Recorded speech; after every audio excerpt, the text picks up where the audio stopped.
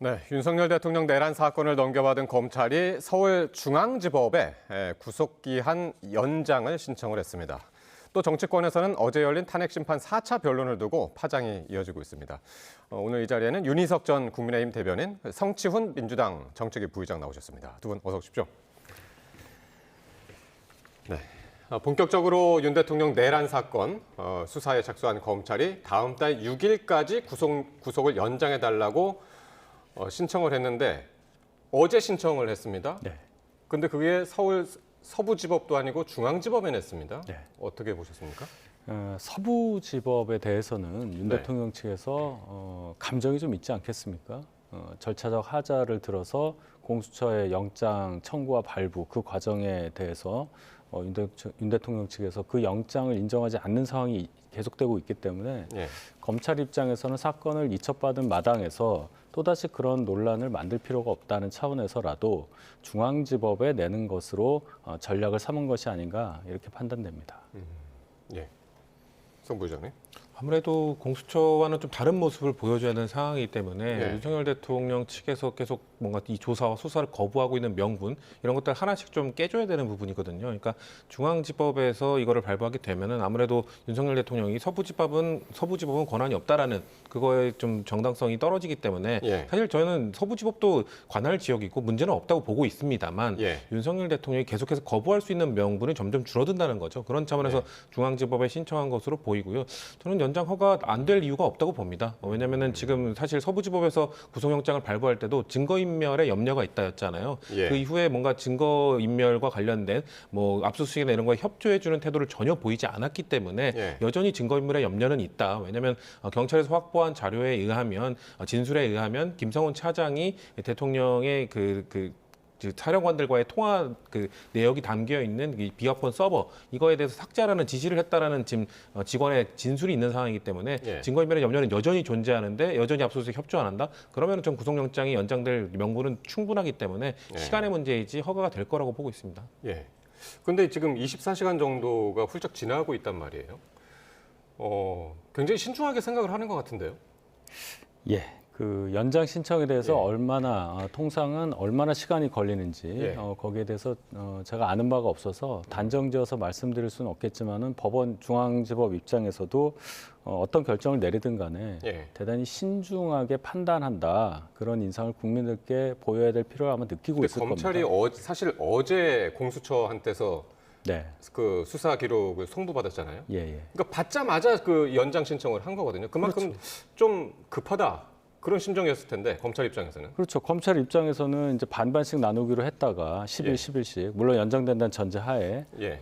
열흘밖에 시간이 없는데 그래도 조금 빨리 공수처가 넘겨줬어요. 그러니까 검찰 입장에서는 여유 있게 좀 하려고 한 건데 예. 중앙지법에서 아직 안 내는 걸로 봐서는 숙고의 시간을 보내는 것 같고요. 그렇다 하더라도 지금 영장이 만료된 게 아니니까 예. 지금도 할 수 있는 준비는 하는 거고 예. 신청이 받아들여지면 이제 추가로 열흘 동안 할 수 있으니까 예. 곧 아마 결정이 내려질 거라고 봅니다. 그러니까요. 예. 그 여부가 아마도 저희 뉴스 시간에도 나올 수 있을 것 같고요. 예. 나오면 바로 또 전해드리겠습니다. 그러면 법원이 만약에 이제 구속 기간을 연장을 허가를 한다면 지금 검찰에서는 대면 조사를 진행할 방침인데 대면 조사도 어디서 하느냐 문제도 있고요. 어떻게 될까요? 일단 윤석열 예. 대통령이 과연 협조를 할 것인가 이것도 문제죠. 왜냐하면은 공수처에 수사 권한이 없다라는 주장을 계속 해왔기 때문에 검찰도 마찬가지입니다. 예. 윤석열 대통령 변호인 측은 경찰이 수사를 해야 된다고 주장을 했던 것이기 때문에 예. 사실 이거에 대한 명분도 지금 사실 이제 검찰로 넘어가게 되면서 많이 하락했습니다. 왜냐하면은 수사의 개시는 경찰이 뭐 갖고 있는 건 맞죠. 근데 그 공수처 같은 경우는 직권남용의 수사 권한을 좀 뭐 넓게 해석해서 이제 이 내란죄까지 간 것인데 이제 검찰 단계로 넘어간 경찰이 수사를 개시했어도 어차피 기소 권한은 검찰에게 있는 것 아니겠습니까? 예, 예. 그럼 이제 검찰은 보완 수사를 할 수 있는 겁니다. 예. 어차피 경찰에서 수사를 해서 줬어도 검찰이 보완 수사를 할 수 있는 권한을 갖고 있는 것이기 때문에 이제 윤석열 대통령이 검찰로 넘어간 상황에서까지 어허. 이걸 거부할 명분은 사실상 없는 것이거든요. 예. 그런데 그럼에도 불구하고 끝까지 과연 거부를 할 것인가? 그럴 수도 있는 가능성은 충분히 존재하죠. 예. 만약 근데 협조를 하게 된다면 윤석열 대통령 입장에서는 아무래도 뭔가 또 다른 지금 구치소에서 다른 데로 이동하는 것보다는 방문 조사 이런 쪽으로 좀 얘기가 이루어지지 않을까. 왜냐하면 저는 공수처도 계속해서 너무 강제 구인에 집중하는 모습을 보여줬기 때문에 예. 검찰 입장에서는 그렇게 강제 구인보다는 좀 협상을 해서 자 예. 이제 방문 조사를 해줄 테니 거기 구치소 거기 접견실이나 이런 데서 좀 조사를 진행합시다라는 설득이나 협의를 좀 하는 것도 필요할 것이다. 그러니까 어디에서 조사하느냐의 여부보다 그쵸. 직접 조사하는 것 자체에 대한 그렇죠. 결국 의미를 뭐 부여할 수 구인하고 있다. 이런 것보다는 국민들께 대통령을 구인해서 어딘가 옮겨놓고 수사하는 모습 보여주는 것보다는 예. 최대한 수사가 목적 아니겠습니까? 보안 수사가 목적이기 때문에 최대한 그런 수사를 할 수 있는 우리는 최대한 여기까지 양해를 해줬다라는 모습을 보여주는 것도 설득하는 하나의 방식이라고 생각합니다. 예. 근데 진짜 조금 전에 말씀하셨다시피 과연 윤 대통령 측이 과연 그런 조사에 응할 것이냐 또 지금 상당히 의문인데 사실 오늘 윤 대통령 측의 윤갑근 변호사하고 김홍일 변호사가 서울중앙지검을 한 30분 동안 방문을 했었단 말이에요. 그리고 나온 다음에 입장문을 냈는데 검찰에 구속을 취소해야 된다. 네. 이런 입장을 냈습니다. 그러니까 변호인 입장에서는 이제 헌재 심판 결과를 보고 수사를 하더라도 그 이후에 하자 아마 이런 입장인 걸로 보여요. 변호인 입장에서는 그것은 이제 변호인으로서 할 수 있는 가장 피의자인 윤 대통령을 보호할 수 있는 이제 방법이라고 보겠죠. 그러면 윤곽근 변호인 등 변호인 측에서 주장하는 것과 예. 검찰이 생각하는 것과 중간선에서 합의할 수밖에 없는 상황이기 때문에 아마도 가장 강력한 보호책을 변호인 측에서 낸 걸로 보이고요. 그 중간 어디쯤에서 조사 상황이 결정되지 않을까. 그리고 중간 어디쯤이라면은 뭐 어딜까요? 방문 조사라든지 뭐 예. 아까 말씀하셨듯이 그러니까 윤 대통령이 진짜 검찰청에 출두하는 것까지는 피하고 예. 방문 조사나 뭐 서면 조사는 좀 어려워 보이긴 합니다. 예. 어쨌든 윤 대통령을 최대한 보호하는 차원으로 조사가 이루어질 수 있도록 하려는 것이 아마 변호인 측의 의도인 것으로 보이고 또 하나 첨언할 예. 것은 윤 대통령이 아예 수사에 응하지 않는 그것이 네. 탄핵 심판에도 결코 도움이 되지 않는다는 것을 잘 알고 계시기 때문에 예. 어느 정도 명분이 쓰면 거기에 따라서 수사에 응하는 그런 방식으로 진행이 되리라고 저는 봅니다. 예. 그러니까 지금 윤 대통령 측의 입장은 이 공수처가 수사권이 없는 공수처가 발부받은 영장 자체가 불법이다. 그거를 넘겨받은 검찰이 구속영장을 연장 신청하는 것 자체도 인정할 수 없다. 그런 입장 같아요. 그러니까 그렇게 할 경우 단순히 예. 그냥 피의자가 방어권을 행사하기 위해서 진술거부권 행사를 할 수 있죠. 누구든 묵비권을 행사하면서 일부러 협조를 안 할 수는 있습니다. 근데 예. 윤석열 대통령은 본인의 이런 방어권을 위해서 진술거부권을 행사하는 게 아니라 앵커께서 말씀하신 것처럼 나는 이 수사가 부당하다고 생각하기 때문에 이것을 나는 불법이라고 판단했기 때문에 안 하는 것이다. 이렇게 얘기하는 거는 헌법재판소의 입장에서 봤을 때는 이 사람은 헌법소의 그 의지가 없구나라고 판단할 수 있습니다. 왜냐하면은 이의제기는 할 수 있습니다. 공수처는 수사 권한이 없습니다라고 피의자 입장에서 방어권 행사를 위해 주장은 할 수 있으나 지금 두 번의 체포영장 발부 그리고 구속영장 발부 그리고 체포영장 그 적부심 기각 그리고 이번에 만약에 연장까지 중앙지법에서 또 뭔가 승인을 해주게 된다면 5명의 판사가 이거를 괜찮다 공수처가 수사 개시한 거 시작한 거 괜찮다고 판단을 해준 건데 이거에 끝까지 불응하고 저항하는 모습을 보인다. 헌법재판소 입장에서는 이건 헌법소의 의지가 없는 피의자의 모습을 보여주는 것이기 때문에 윤석열 대통령이 끝까지 이런 태도를 유지하기는 사실상 어려울 거라고 봅니다. 그렇군요. 자, 지금 중앙지법의 판단이 언제든 뭐 조만간 나올 것 같으니까요. 나오는 결과가 나오는 대로 또 알려드리도록 하고요. 자, 윤 대통령이 헌재의 4차 변론 기일에 어제 출석을 했었죠. 그 자리에서 증인으로 나온 김용현 전 장관과 대면을 했습니다. 계엄 이후에 공식석상에서 첫 만남이었죠. 당시 재판정에서 나온 발언들을 두고 정치권 안팎에서 오늘도 파장이 계속되고 있는데요. 가장 관심이 쏠렸던 발언 듣고 오시겠습니다. 사상자가 생길 수 있다는 판단에 의원이 아니라 요원을 빼내려고 한 것을 김병주 국회의원이 의원들 빼내라는 것을 통과시킨 것이죠. 네, 그렇습니다. 국회의원 박지원입니다. 이것이 윤석열, 김용현식 표현 얼마나 많은 거짓말을 쏟아내든지 계엄령을 계몽령 무슨 뭐 영화 돌렸습니까? 무슨 연설을 했습니까? 이것은 진짜 너무나 심한 윤석열, 김용현 특히 윤석열은 왕 법꾸라지다. 이렇게 생각을 했습니다. 예, 어제 직접 그 4차 변론길 그 장면을 보지 못하신 분들도 잊지 못할 용어였습니다. 대통령이 국회에서 빼내라 했던 인물이 의원이 아니라 요원이었다. 어떻게 들으셨는지 모르겠네요. 저도 좀 이해는 안 가죠. 예, 이 상황과 여러 가지 연출되었던 것들을 보면 예. 요원이라고 했을 경우에 그 상황이 맞느냐? 예. 요원이라고 하면은 이제 군인들을 얘기할 텐데 군인들한테 철수하라고 하지 뭐 빼내라든지 뭐 끌어내 뭐 이런 발언도 있지 않았습니까? 예. 그러기는 어렵고 또 그 상황에서 만약에 본회의장에 군인들이 들어가 있었다면 그 말이 성립을 하는데 본회의장 그 안에는 못 들어갔었어요. 그러니까 예. 끌어내라는 발언의 의미가 군인들에게 본회의장 그 근처 본청 안에 들어가 있었던 예. 군인들에게 해당하는 말이라고는 이해하기가 상당히 어려운. 예. 그러나 이제 여기서 저희가 볼 것은 통상의 어떤 해명 과정이 아니라 법정입니다. 법정.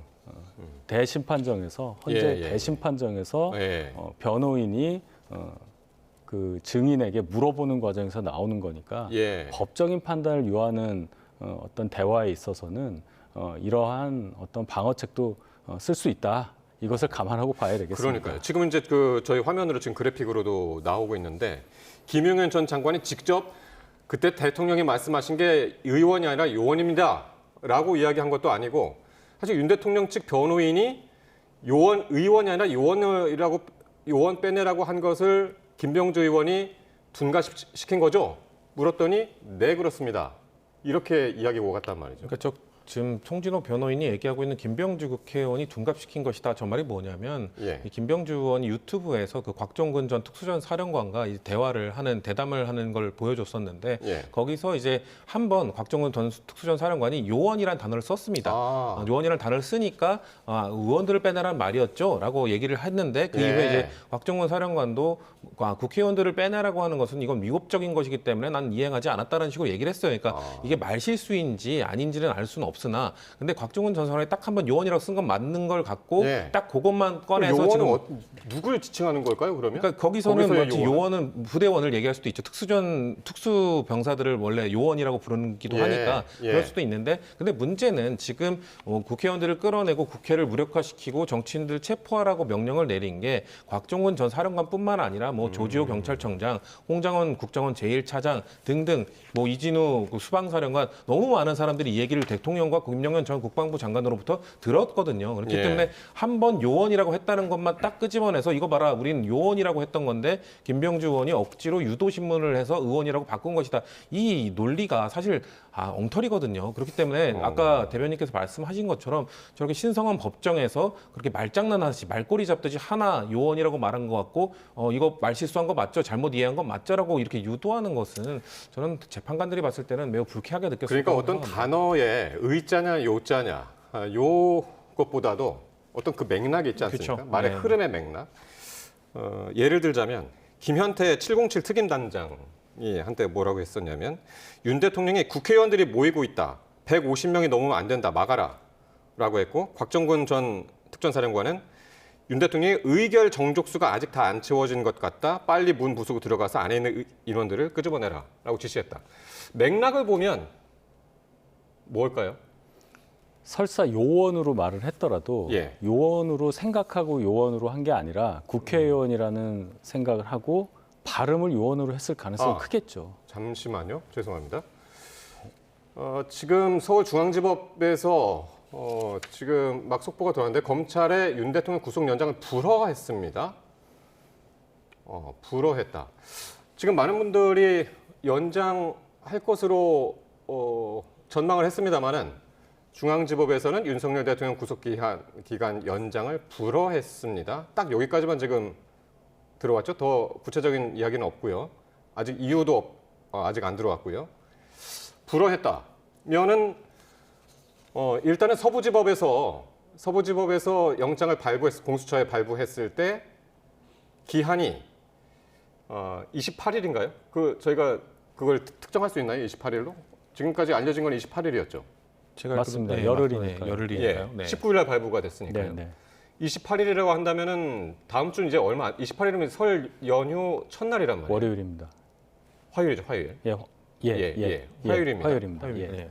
화요일이 1차 시한 마지막 날이기 때문에 검찰로서는 굉장히 바빠지겠는데요. 바빠질 뿐더러 이렇게 예. 되면은 그 안에 기소를 해야 돼요.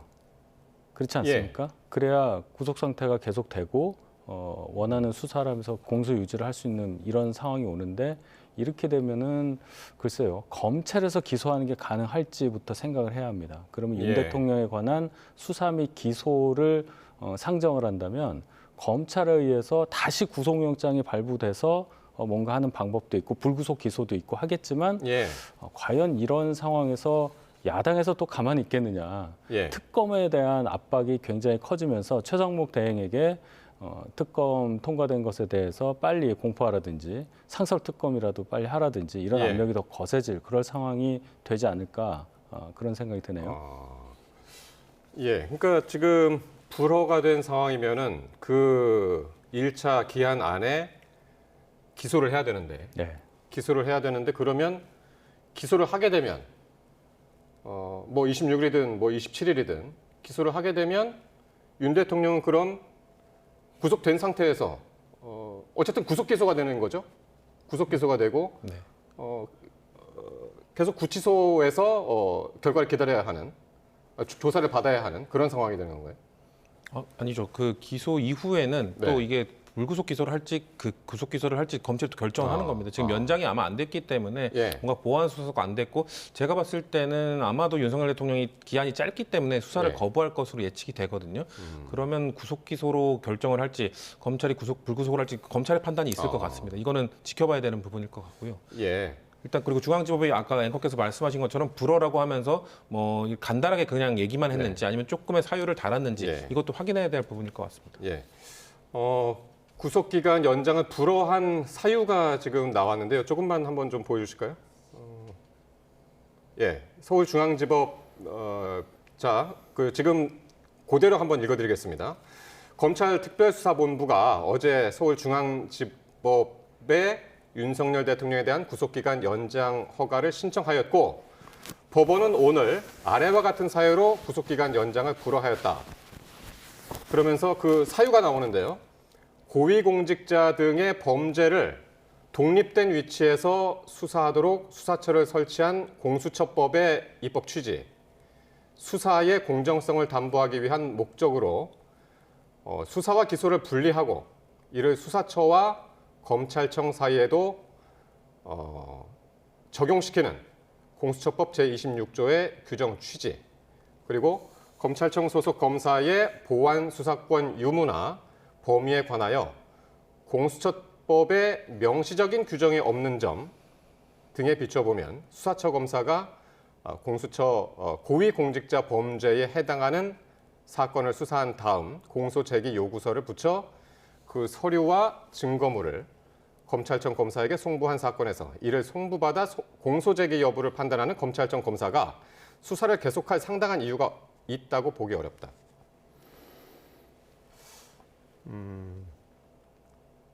예. 그러니까 공수처 송부 사건 지금 바로 자막에 나오는데요. 공수처 송부 사건을 검찰이 계속 수사할 이유가 없다. 아까 말씀드린 그대로네요. 그러니까 공수처가 발부받은 서부지법에서 발부받은 그 영장을 다른 기관인 검찰이 이걸 계속 연장할 수가 없다. 네. 그런 이유입니다. 그러니까 입법의 공백에 따른 불비에 따른 여러 가지 해석 가능성 거기에 대해서 자칫하면 사법적 판단에 대한 흠결로 비화되는 것을 막기 위해서 중앙지법에서 구속영장을 불허하고 다시 뭔가 절차를 밟는 예. 그런 상황을 강조하기 위한 오늘의 불허 결정이 아닐까 생각합니다. 예. 그러니까 수사는 공수처가 한 걸로 끝이고 네, 검찰은 기소만 해라. 그렇죠. 그런 이야기로 들립니다. 이게 뭐 어떻게 이어질지 좀 알기 어려울 것 같은데요. 야당에서는 아마 이런 상황이고 이게 좀 홀딩이 될 것 같은 상황인데 그렇게 되면 특검법의 필요성을 좀 더 부각시키고 주장을 하게 될 것 같습니다. 지금 아무래도 결국 그 검찰도 그리고 예. 공수처도 대통령의 수사 거부로 인해서 추가적인 아니 사실 실질적인 그 개시도 못한 거죠. 그렇기 때문에 그런 상황에서 더더욱 그렇다면은 특검에게 권한을 명백하게 부여해서 윤석열 대통령이 협조할 수밖에 없도록 만드는 특검이 필요하다라는 주장을 좀 앞세우는 야당의 후속 조치가 있을 것 같습니다. 예. 어쨌든 이렇게 되면은 검찰로서는 굉장히 이제 바빠졌고 빨리 이제 기소를 뭐 구속 기소든 불구속 기소든 그 여부를 이제 빨리 준비를 해야 되는 그런 상황이 됐습니다. 자, 저희는 하던 얘기 계속 이제 할 텐데요. 어쨌든 이렇게 되면 뭐 윤 대통령이 설 명절을 관저로 돌아가서 쓸 수도 있고요. 그럴 가능성이 예. 높죠. 일단 이렇게 되면요, 검찰은 기소 여부만 판단하는 겁니다. 수사는 이제 끝난 거라고 판단을 하는 거예요. 중앙지법 이 영장에 의해서는. 예. 그러니까 공수처가 검찰에게 사건을 송부한 이상 더 이상 여기에 대해서는 다툴 수가 없다는 얘기죠. 만약에 공수처가 사건을 이첩하기 전에 예. 구속영장 시한 연장을 중앙지법에 했다면 예. 그랬다면 또 다를 수가 있는데 수사 단계가 끝난 상태에서 기소권만 가지고 있는 검찰이 영장에 대해서 시한을 연장했다. 이것이 잘못됐다는 지적이잖아요. 예. 검찰은 기소할지 말지만 결정할 수밖에 없는 상황이 됐습니다. 예. 근데 이제 검찰 입장에서는 사실 공수처한테서 빨리 그 사건을 넘기라고 그랬거든요. 공수처가 지금 수사가 계속 조사가 안 되고 있기 때문에 빨리 넘겨라. 그러니까 시간도 부족하고.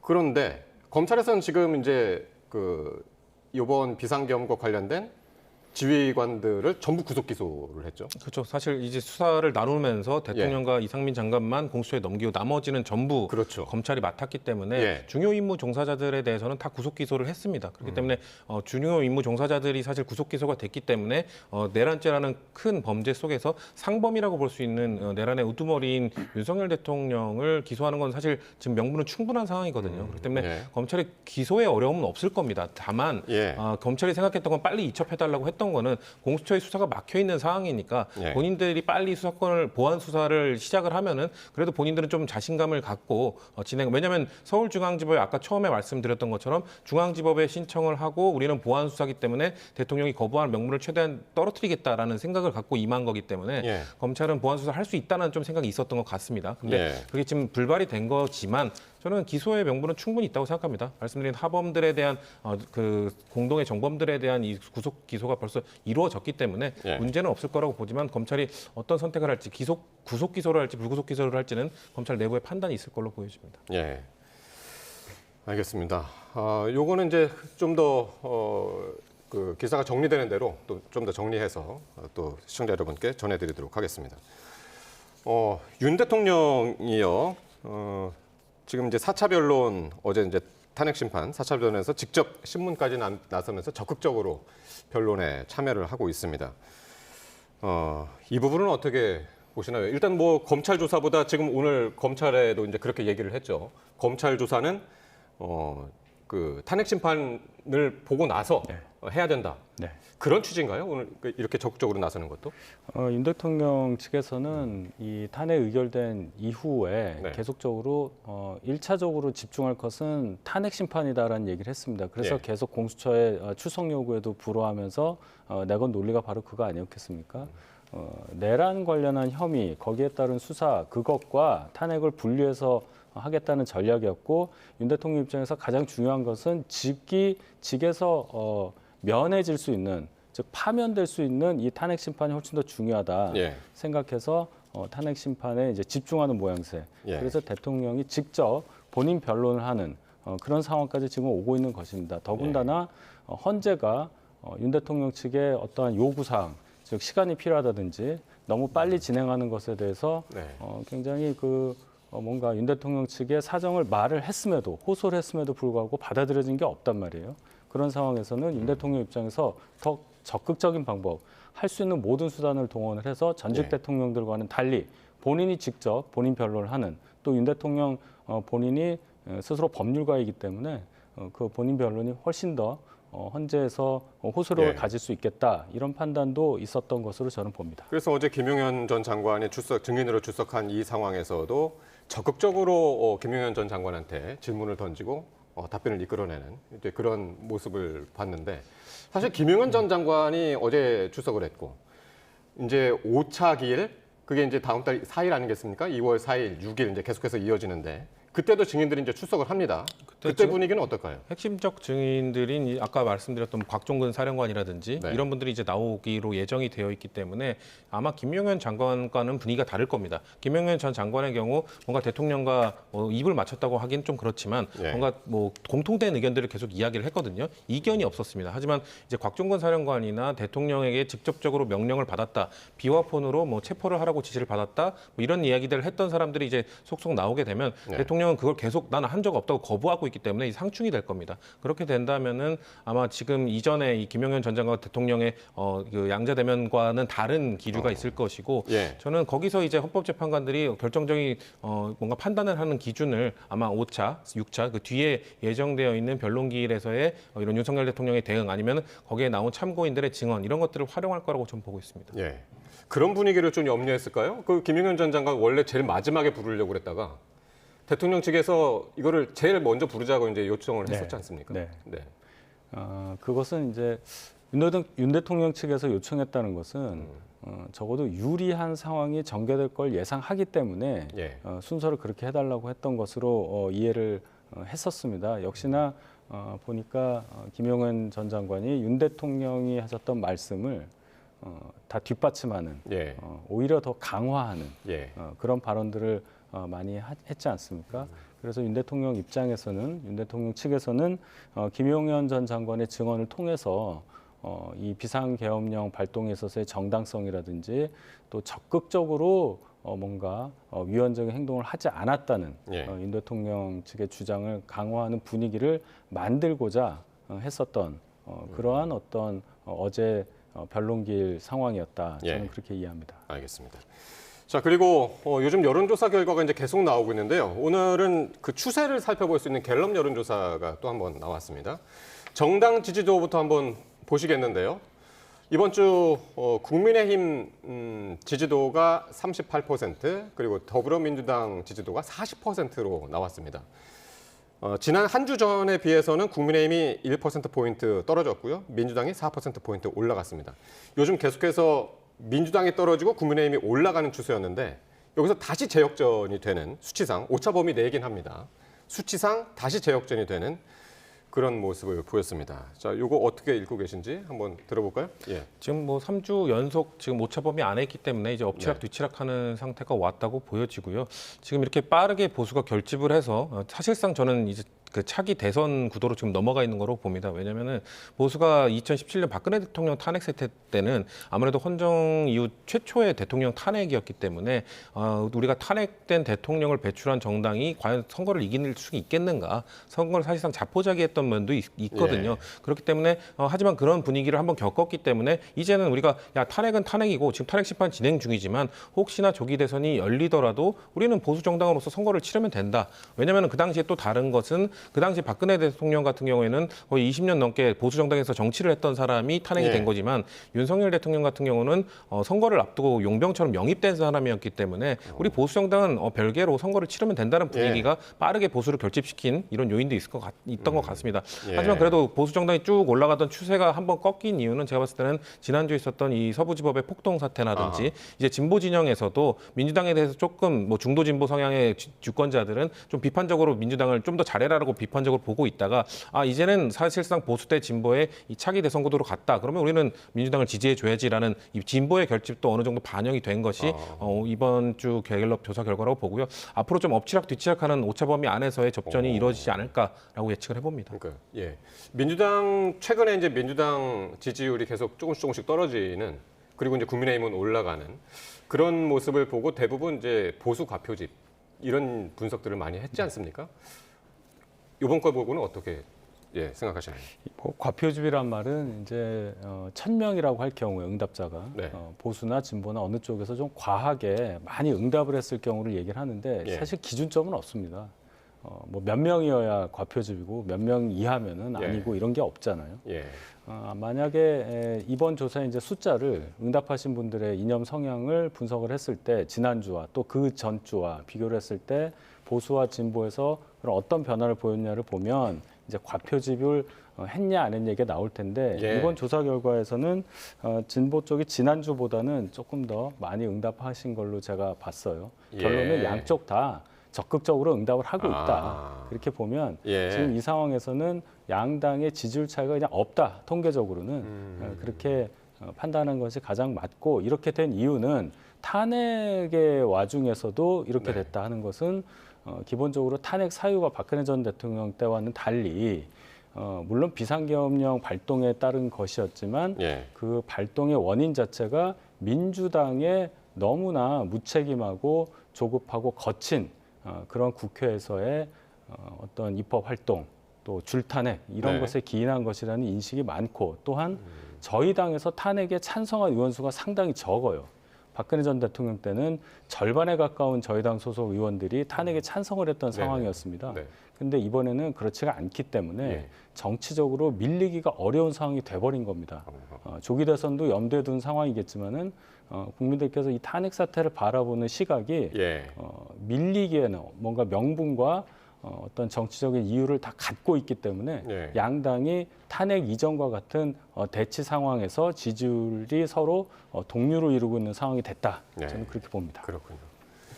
그리고 같은 갤럽 조사 내용인데요. 장내 정치 지도자 선호도에서는 이재명 대표가 31%로 역시 가장 높은 지지를 받았고요. 여권 후보들은 한 자리 김문수 장관이 11%, 그리고 나머지 이제 그다음에 이제 한동훈, 홍준표, 오세훈 이 순서로 이제 한 자릿수에 머물고 있는데요. 특히 이재명 대표의 지지율이 1등이긴 합니다만 계속 30% 초반대에 머물고 있는 것도 눈에 띕니다. 근데 예, 정부의장님.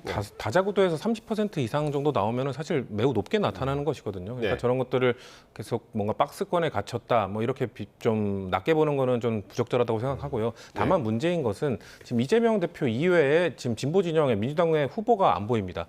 한 1%, 2%일지라도 예. 민주당의 후보가 저는 다자구도에서도 여러 명이 나와야 예. 그렇게 돼야 민주당이 뭔가 전당대회를 통해서 그 사람들의 지지를 하나로 모아서 승부를 볼 수 있는 지금 것인데. 눈에 띄는 거는 이제 조국 전 대표하고 그렇죠. 그리고 김동연 지사 정도밖에 안 보이고 나머지 후보들이 안 보인다는 건 이게 오히려 저는 민주당의 위기 요인이라고 봅니다. 좀 더 다양한 군소 후보들도 있어야 예. 왜냐하면 이재명 대표를 좋아하는 사람들 이외에도 뭔가 김동연 지사가 좋아서 아니면 김부겸 전 총리가 좋아서 이런 다양한 민주당을 지지하는 이유를 갖고 있는 다양한 유권자들이 모여서 함께 싸워주는 사실 대선은 전당대회도 아니고 총선도 아닙니다. 예. 50대 50의 싸움 아마 1% 이내의 싸움이 될 가능성도 매우 높기 때문에 그런 작은 지지자들도 다 끌어와야 되는 것인데 민주당의 군소 후보가 이재명 대표 이외에 없다는 것이 저는 더 심각한 요인으로 보여집니다. 네.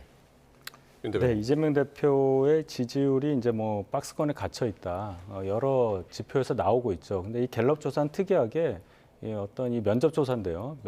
면접원이 어떤 인물을 먼저 얘기해서 선택하는 게 아니고 그 응답자가 말을 하는 겁니다. 그러니까 본인의 주관식인가요? 얘기를 하는 거예요. 아. 그래서 지금 나오신 분들 다 합쳐도 60이거든요. 예. 100에서 60. 나머지 뭐 생각이 안 난다 뭐 이럴 겁니다. 그런 거를 따져보면 30%는 아닌 걸로 봐야 되겠죠. 일단 상황이. 예. 100에서 60이라는 게 무슨? 그러니까 저 퍼센티지가 다 합치면 이제 60%밖에 안 돼요. 선호. 그럼 나머지 40은 예. 저 응답을 후보들의 모르겠다는 거예요. 전부 다 합쳐도. 그렇게 나오는 거니까 예. 숫자가 30은 아닐 것이다. 다만 이 멈춰 있는 것은 맞다 이렇게 말씀드리고 예. 저기서 볼 수 있는 그래서 이 생각해서 말하는 사람인데 김문수 장관이 이제 11%가 됐다는 게 큰 의미가 있다는 예. 거예요.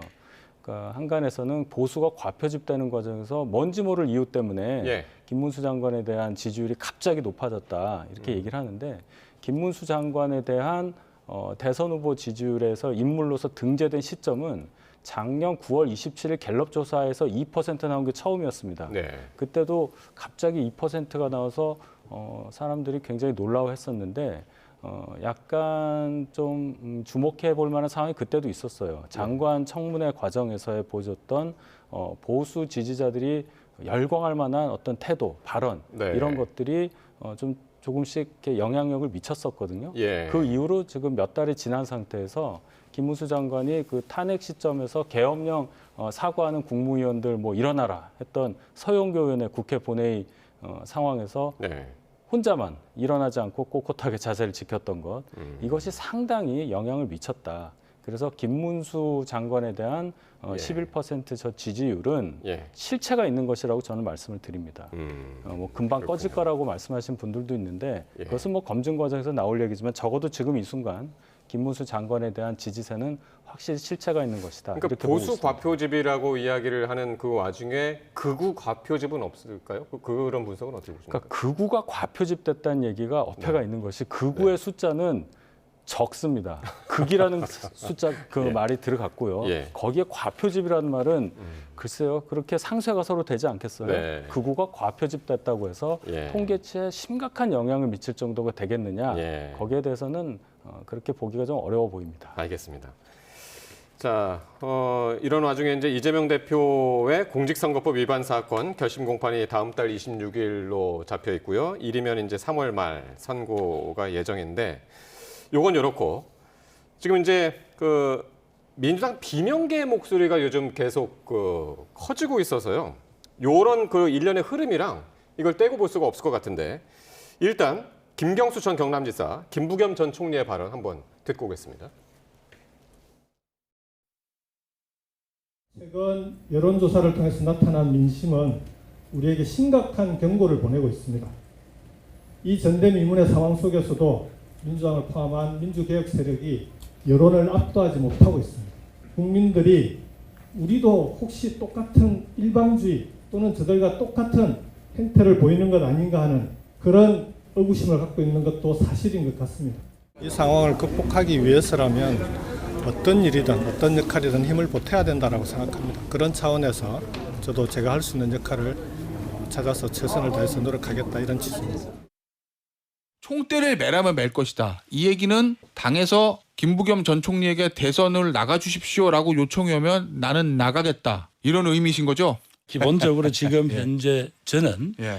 이 사실은 정서적인 내전 상태인 이 대한민국 공동체 어떻게든 지금 이걸 말하자면 어느 정도 냉정을 되찾게 해야 됩니다. 예. 국민들이 길거리에서 부딪히는 이 상황을 종식시켜야 되고 그건 결국은 국정 안정과 민생 회복이라는 목표를 향해서 정치권에 나아가야 되는데 거기에서 제가 할 역할이 있으면 하겠다 하는 그런 거고요. 네.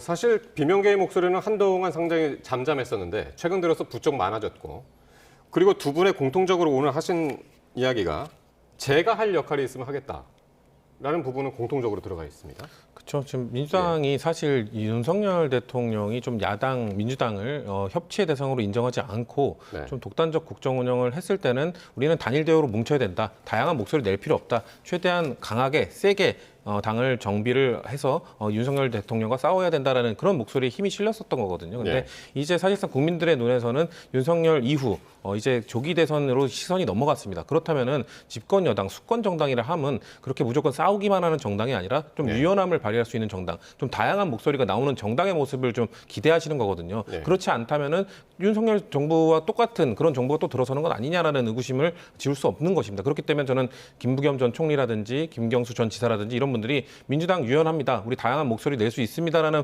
모습을 내기 위해서는 우리가 좀 노력을 하겠다. 저는 이런 것들에 대해서 당 주류에서 지금도 단일 대우를 해야 된다. 더 세게 가야 된다라고 하면서 저분들의 목소리를 잠재운다. 그러면은 지금 답보 상태인 예. 지지율을 역전시킬 수 없을 거라고 생각합니다. 예, 윤 대변인님.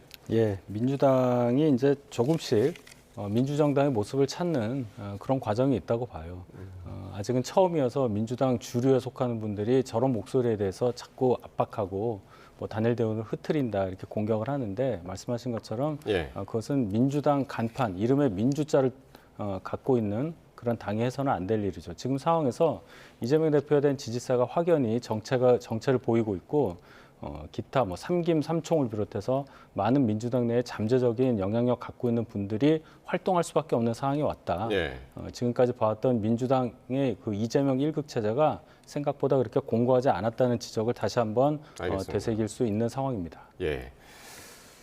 자, 아까 속보로 전해드렸던 내용을 조금만 더 전해드리겠습니다. 어제 검찰이요 공수처로부터 윤 대통령에 대한 사건 일체를 송부를 받고 어제 서울중앙지법에 윤 대통령에 대한 구속영장을 연장해달라고 2월 6일까지 연장해달라고 이제 신청을 했는데 오늘 중앙지법이 연장을 불허했습니다. 그게 아까 속보였고요. 서울중앙지법이 얘기하기를 공수처법 제26조 규정 취지를 고려해야 된다 그러면서 검사의 보안 수사에 대한 명시적인 규정이 없다. 공수처법에 의하면 이제 그렇다는 거죠. 그리고 공수처가 수사에서 송부를 했고 검찰은 그러면 공소 제기 여부를 판단하면 된다. 수사를 계속할 상당한 이유가 있다고 보기 어렵다. 이렇게 이제 지금 정리가 되고 있거든요. 일단은 검찰이 빨리 공수처로부터 수사를 넘겨받아서 더 조사를 하려고 했던 그 계획에는 일단 차질이 빚어진 건 맞는 것 같습니다. 네, 맞습니다. 예. 그러니까 남은 기간 동안에 수사를 해서 기소를 할지 그것도 뭐 거기까지는 글쎄요 나중에 또 봐야 되겠지만은 네. 적어도 기한을 연장해서 기소 여부를 판단할 수는 없으니까 예. 지금 1차 구속영장 나온 그 기간 안에 기소할지 말지만 결정할 수밖에 없는 상황이다. 예. 예, 이렇게 봐야 되겠죠. 예. 이후 아까 이제 그 성 네. 부의장 말씀은 이제 구속 기소를 하든 불구속 기소를 하든 그 판단이 이제 검찰에 있다고 했는데. 뭐 사실 기소는 거의 저는 뭐 100%에 수렴한다고 보고요. 왜냐하면 공동의 정범들, 뭐 중요 임무 종사자들이 다 구속 기소되어 있는 상태에서 예. 전체적인 내란죄라는 큰 범죄 안에 하범들이 다 구속 기소가 된 겁니다. 그러면 예. 상범에 대해서 기소를 안 할 가능성은 제로입니다. 그렇기 때문에 기소를 하게 될 텐데 다만 검찰이 생각했던 시계와는 지금 다른 보안 수사를 충분히 할 수 있다고 아마 판단을 내리고 지금 진행을 했던 것이기 때문에 예. 아마 그런 28일까지 기한이면은 내일이 아니면 내일 모레쯤에는 이걸 빨리 이제 기소를 해야 되는 거거든요. 그렇기 때문에 그러니까요. 검사들이 아마 오늘 밤을 새야 되지 않을까. 좀 빠르게 준비는 어미 거의 다 해놨겠지만 예. 본인들이 생각했던 이런 것들을 좀 보완해 보겠다는 그 계획이 다 어그러진 거기 때문에 예. 아마 내부적으로 빠르게 판단할 수 있는 그런 시간들은 이제 지금 당장 아마 이루어지고 있을 것 같습니다. 예, 알겠습니다. 서울중앙지법이 검찰의 구속영장 연장 신청을 불허하면서 검찰에는 지금 발등에 불이 떨어진 그런 상황입니다. 계속해서 속보 들어오는 대로 또 전해드리겠습니다. 지금까지 윤희석 전 국민의힘 대변인 그리고 성치훈 민주당 정책위 부의장이셨습니다. 두 분 고맙습니다.